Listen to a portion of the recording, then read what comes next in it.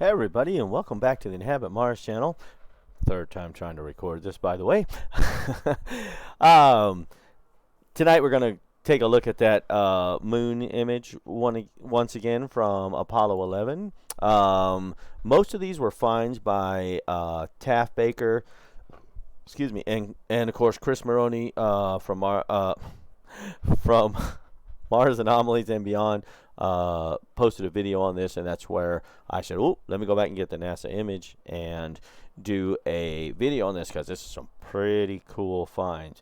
Before we get into it, I just want to say, if you missed the Mars X3D hangout with DW Gannett, it was really great tonight. One question I noticed that gets brought up a lot in a lot of the chats, whether it's on Chris's channel or Dave's channel or even Jimmy Roberts' channel, is and this came up in the live chat, was does anybody think that we actually came from Mars, or vice versa? Did the Martians come from Earth, or what happened? Now, my personal belief on this is that we actually inhabited both planets, and we know from a lot of the ancient writings that there were actually we're in the fifth cycle of man. There was actually 4 cycles that preceded us, and so they were pretty well advanced. In fact, probably more advanced than we are now. But I have a friend, Dr. Bruce Cornett, that actually has a great video on this, and documentation that coincides with the video. Now, hopefully I get these right. Dr. Bruce Cornett is a paleontologist, a paleobotanist, and a geologist. Okay, he's got PhDs in those.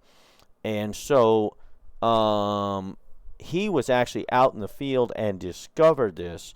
All right, and it's really great information. It's a lot of information and a lot to digest.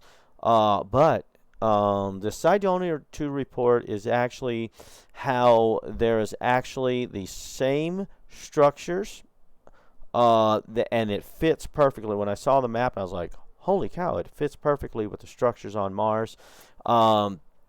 And he actually discovered those here on Earth, and he didn't just discover them through satellite views and this and that. He was actually out in the field and got geological survey maps and different things, and he goes through all of that, both I think in the video and in his papers. But you ought to check that out. It's really, really a good report. So I would say check that out. And it actually talks about how the structures on Earth predate or precede the ones on Mars. Okay, how the structures on Earth are actually older than that, and that's why my personal belief on this is that we inhabited both planets.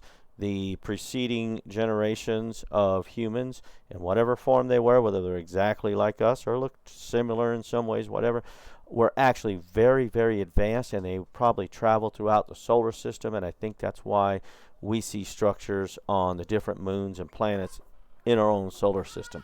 So I'd say check it out.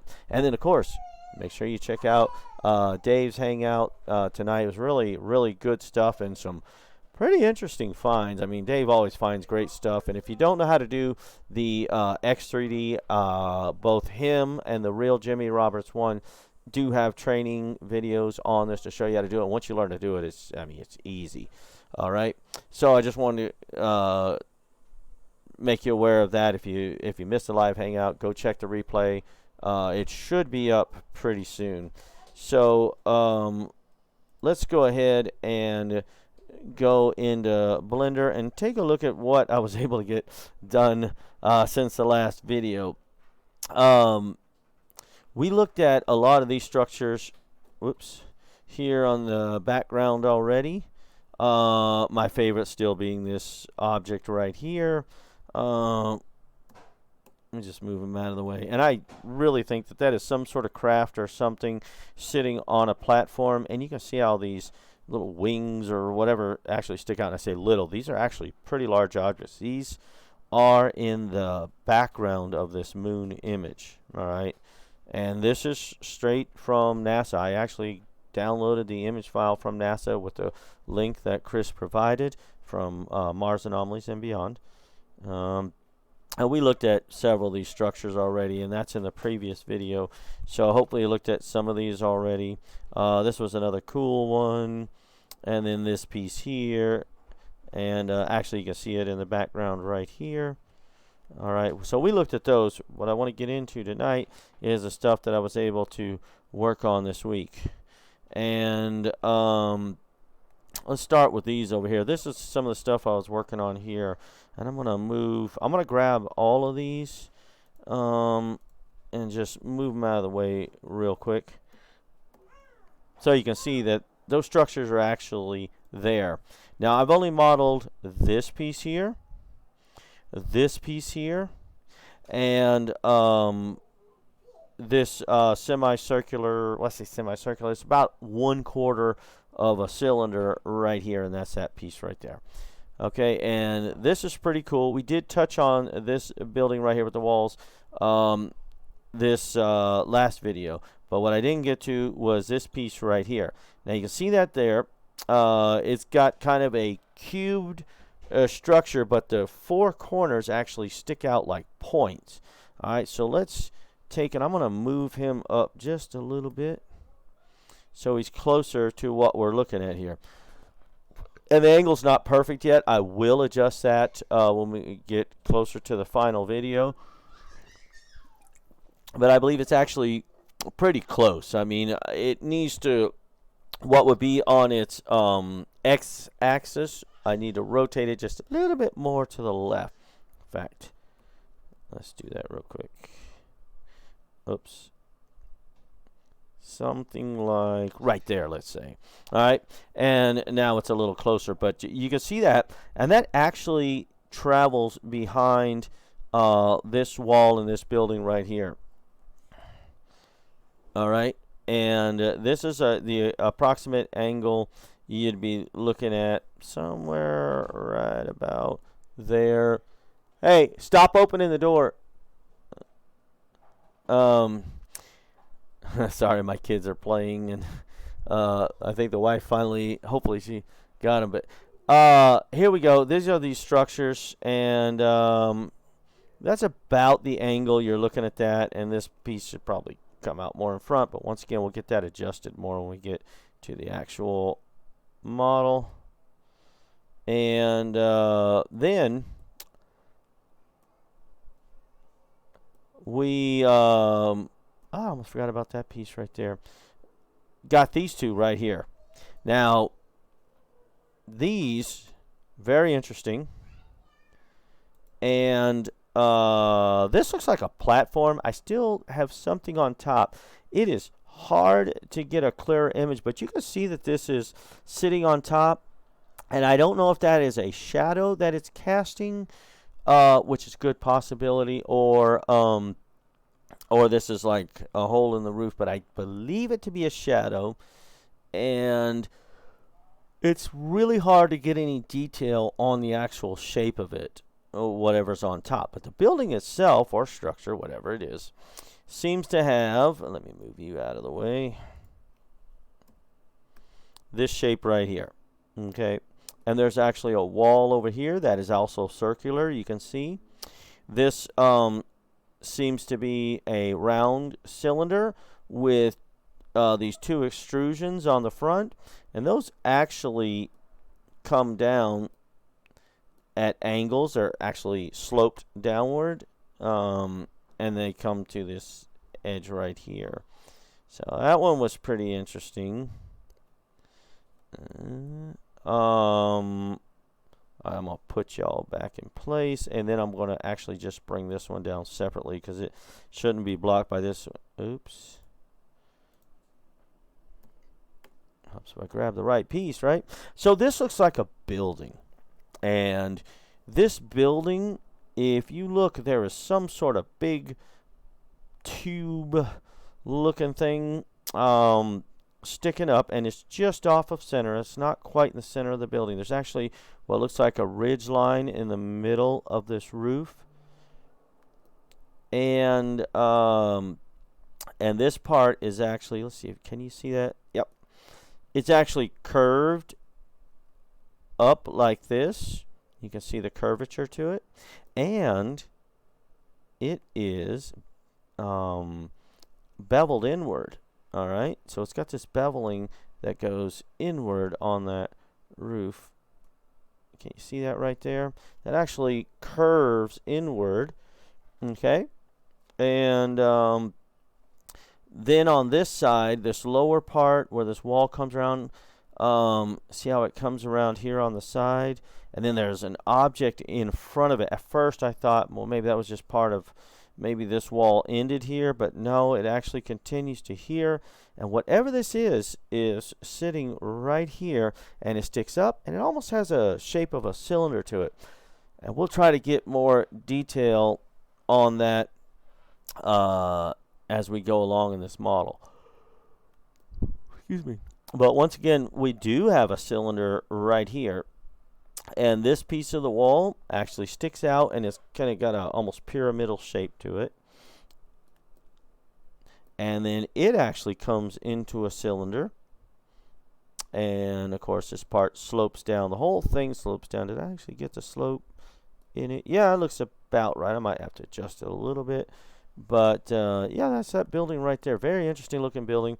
And once again, I'll get into more of what this is if I can get any more detail out of it. And another thing we were talking about, by the way, just to go back real quick to Dave's Hangout, was we're talking a little bit about pixel integrity. And that's one of the things you have to be careful when you're going through and trying to manipulate these images. In fact, I've been using a lot more of just the brightness and contrast filters to bring this out more than trying to dodge and burn. Now, you can do a great job dodging and burning, and as long as you don't over burn on anything, you're going to be all right. Now, there's like in that one video I posted, what did I call it? Amazing Structures Found by Curiosity Rover on MSL 2352. And if you remember in there was a portion of that where I had to go through and do a multi-burn to bring these out. Now, when you go to the original image and you adjust the contrast and everything, you do see those buildings and stuff in there. And there are times when a burn will actually, a multi-burn like that will actually be good. But you just got to make sure that you're not adding or taking away to the photo when you do that, because when you do burn, it does pixelate the image just a little bit. At least with GIMP it does. Now, I don't know if Photoshop, because I haven't used Photoshop in a long time, but I like GIMP and I'm getting a little better with it. So there are times when burning still does come in handy, because I've used it even on this image. Where was I? Go back to our image here, and oops, helps if I, okay, where did I do that? It was somewhere up here where I actually, well, I use the dodge tool in some of these dark areas to try to bring, yeah, here's where I use the dodge tool to try to bring out some of this more. And you just have to be careful